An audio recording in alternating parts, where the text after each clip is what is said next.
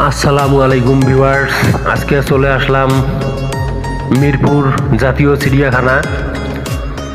তো আশা করছি প্রত্যেকেই পাশে থাকবেন। আমরা মিরপুর চিড়িয়াখানায় আসার জন্য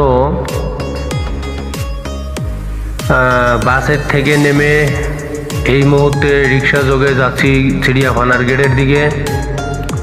তো কাছাকাছি চলে আসছি জাতীয় চিড়িয়াখানার গেটের কাছেই। এখন আমরা আশা করি সব কিছু সবাইকে শেয়ার করতে পারবো।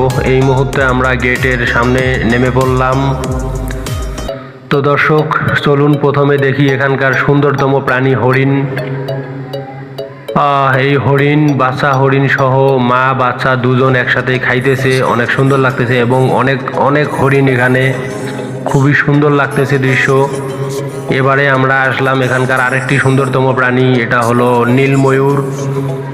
তো আপনারা দেখুন ময়ূর কত সুন্দর করে পাখা মেলে রয়েছে, অনেক সুন্দর লাগতেছে ময়ূর দেখতে। এবারে আমরা আসলাম এখানকার সবচেয়ে বেশি আকর্ষণীয় যে প্রাণীটি, বাঘ এবং সিংহ দুটো একসঙ্গেই রয়েছে। তো অনেক সুন্দর লাগতেছে। অবশ্যই ভালো লাগলে লাইক কমেন্ট করে অবশ্যই জানাবেন এবং শেয়ার দিয়ে প্রত্যেককেই দেখার সুযোগ করে দিবেন। ধন্যবাদ প্রিয় দর্শক। আশা করছি নেক্সট টাইম অন্য কোনো জায়গায় অন্য কোনো ভিডিও নিয়ে আবার আপনাদের মাঝে উপস্থিত হব।